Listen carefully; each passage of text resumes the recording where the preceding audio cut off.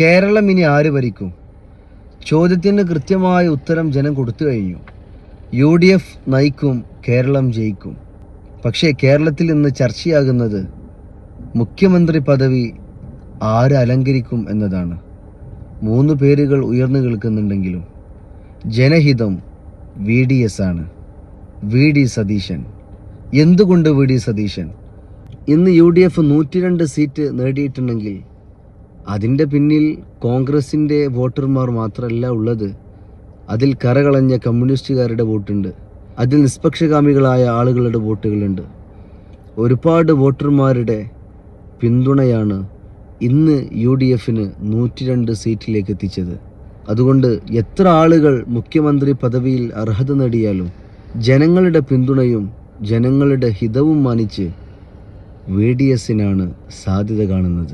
കേരള കോൺഗ്രസിന് 102 സീറ്റ് കിട്ടാൻ മാത്രം ജനങ്ങൾ പിന്തുണ നൽകിയിട്ടുണ്ടെങ്കിൽ അത് ടീം UDFൻ്റെ കൃത്യമായ ഇടപെടലാണ്. ടീം UDF എന്ന നിലക്ക് ഒരു ഓർഗനൈസേഷൻ നടത്തുവാനും കൃത്യമായി കോർഡിനേറ്റ് ചെയ്യുവാനും അത് ലീഡ് ചെയ്ത് മുന്നോട്ട് കൊണ്ടുപോകാനും അതിൻ്റെ പിന്നിൽ പ്രവർത്തിച്ചൊരു ചാലകശക്തിയുണ്ട്. ആ ചാലകശക്തിയുടെ പേരാണ് VD സതീശൻ. അതുകൊണ്ടാണ് ജനം മുഖ്യമന്ത്രി പദത്തിലേക്ക് VDS കടന്നു വരണം എന്ന് ആഗ്രഹിക്കുന്നത്. ഹൈക്കമാൻഡിനോട് കേരള ജനതയ്ക്ക് പറയാനൊന്നുണ്ട്.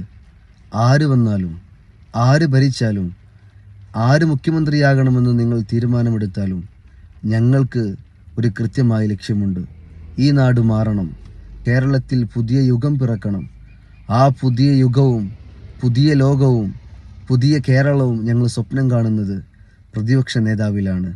പ്രതിപക്ഷ നേതാവിനെ കണ്ടിട്ടാണ് ഞങ്ങളുടെ സകല വോട്ടുകളും 102 സീറ്റുകളും കോൺഗ്രസിന് UDFന് തീരെഴുതി നൽകിയത്. അതുകൊണ്ട് ജനഹിതം മാനിച്ച് ജനങ്ങൾ ആരെയാണോ പിന്തുണയ്ക്കുന്നത് അയാൾ ഈ ഭരണപക്ഷം വായട്ടെ.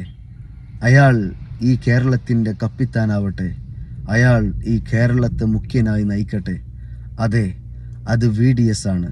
അദ്ദേഹത്തിൻ്റെ കാഴ്ചപ്പാടുകൾ, രാഷ്ട്രീയമായ നിലപാടുകൾ, കേരളത്തെക്കുറിച്ചുള്ള അദ്ദേഹത്തിൻ്റെ ദീർഘവീക്ഷണങ്ങൾ ഇതെല്ലാം ജനങ്ങൾ പകൽ വെളിച്ചം പോലെ മനസ്സിലാക്കുകയും പഠിക്കുകയും ചെയ്തിട്ടുണ്ട്. അതുകൊണ്ട് ജനഹിതം മാനിച്ച് നിങ്ങൾ പ്രിയപ്പെട്ട VD സതീശന് മുഖ്യമന്ത്രി പദവി നൽകുകയും അത് അർഹിക്കുന്ന കരങ്ങളിലേക്ക് ഏൽപ്പിക്കുകയും ചെയ്യണമെന്ന് കേരളത്തിൻ്റെ ശബ്ദമായി, കേരളത്തിൻ്റെ പ്രതിഷേധമായി ഒരിക്കൽ കൂടെ ഹൈക്കമാൻഡിനെ അറിയിക്കാൻ ഞങ്ങൾ ആഗ്രഹിക്കുകയാണ്.